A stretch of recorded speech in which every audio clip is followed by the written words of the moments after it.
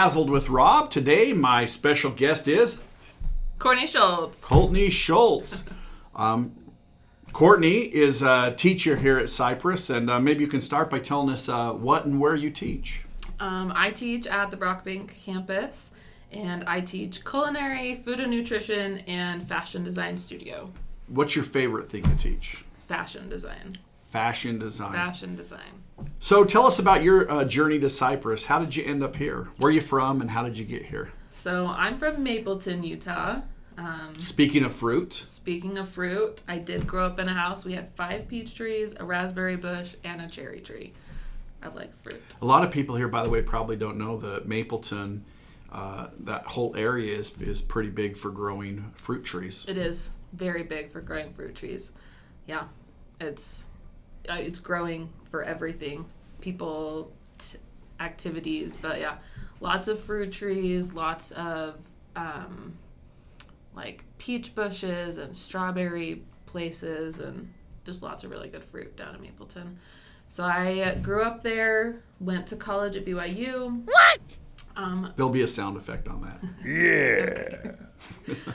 I then got my first job out of college out in Wyoming.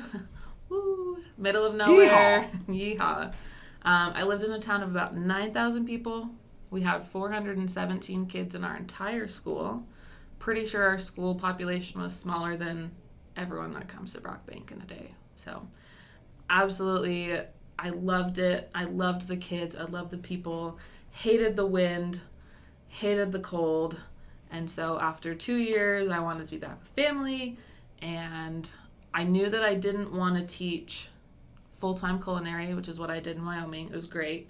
And so being able to teach fashion design, which is that was my dream, was to teach fashion design, saw the opening, and now here I am. Would you say you're a fashionista? Yes. What does that even mean? To quote my 5-year-old self, my mom tells me this: I am fashion. Fashion is me. I mean, maybe something else that some here know. We did put it on Pirate Central, but only about 0.3% of the staff actually looks at that. I'm part of those 0.3%. Oh, thank you. You're thank welcome. you. So you started doing pageants when you were young. How young did you start that? I started at 17 as a senior in high school. Oh, so it's not like those that show, but Tiara. Toddlers and Tiaras. Yeah, that one. I wasn't a toddler in tiaras. I did start going to pageants when I was 7. My mom was competing, and they gave me a tiara, and so I do have a tiara for when I was 7. So it's kind of not toddler, but started doing that and then started competing when I was 17. Okay, and recently, you actually won a pageant. I did. What was that pageant? So I competed at the United States of America's Miss Utah pageant. Yeah, I won. I still am in shock about it. So when you win something like that, do people have to call you like, hey, Miss Utah? Like, do you make your kids call you Miss Utah? Absolutely not. That'd be kind of cool, huh? No. I still feel a little bit weird about people calling me Miss Utah. I think it'll take a little while, but there are some staff members that only call me Miss Utah, and it's kind of fun. So for some of the preparation for to be Miss Utah, do you have to practice like the parade wave? How would you do it? This is how I start the morning every day. With your class. Just do my when you're at the door. Yep. Good morning, everybody. Good morning, and it's all about the wrist and the elbow. Yeah, so what's the deal with that? Because I kind of joke a little bit, but you actually do see a lot of people in that position. Because if you're doing this the whole time, that can get really exhausting, and so this is just a minimal movement. I typically, if I'm going to be waving or like in a parade, I will usually not do this because it does feel kind of awkward, but it's just less movement. Hello everybody, this is your current Frazzle champion, Officer Salway.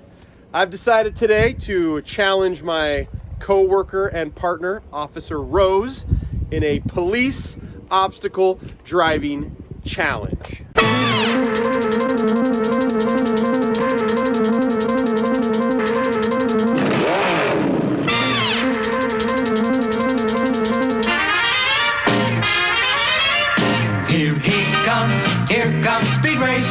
He's a demon on wheels.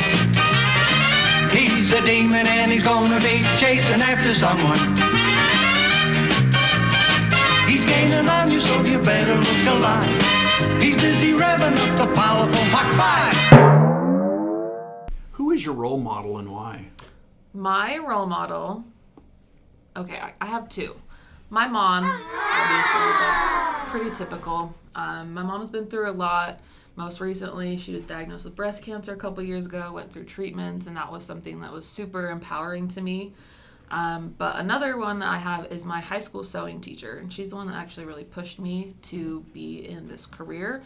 I still have frequent communication with her, and she actually is the one that told me about this job, so I kind of owe that to So her. what you're saying is a teacher can actually influence the trajectory They a can. student will take. 100%. I owe pretty much everything to Catherine.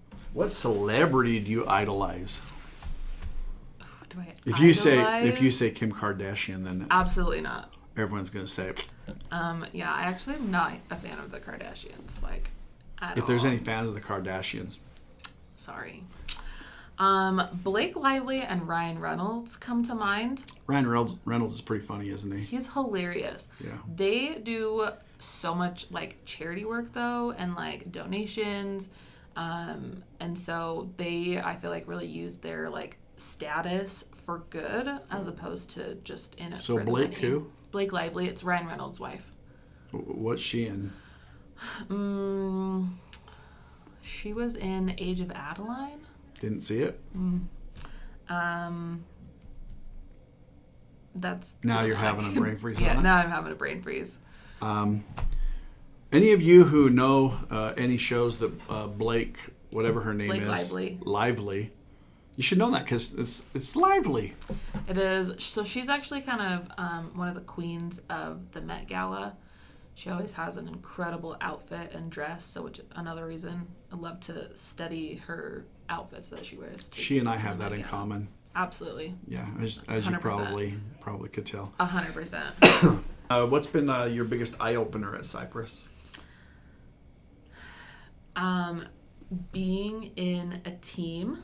I was the only person in my department in Wyoming, and so it's just been an adjustment to work with people and make sure that we're on the same page with everything.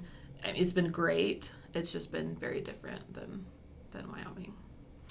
So, did you want to play a game, the Will of Doom and Dare, or are you too afraid? Never. I'm never afraid.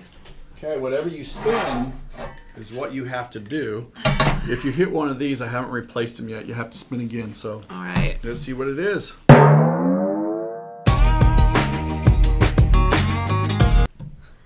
Well, this is a good one. Ah. That would be like the Wheel of Fortune to go all the way around. Okay, here we go. Huh. You might like this one. Sing a couple of lines from a song like you really mean it. Mamma mia, here I go again. My, how could I forget you? So, look, with that voice, how can you not do the Masked Singer? You're going to have to really think about that for your future. I'm not saying that there's anything in the works, but I'm not saying that there's anything in the But works. if you did, people are going to rewind to this spot of this podcast to try to hear the voice. I don't know. Yeah. I don't know. You know, Blake Lively and Ryan Reynolds would do it. Absolutely. So that's the challenge to everybody here is you can do it. Well, this has been Frazzled with Rob and Courtney. Peace out.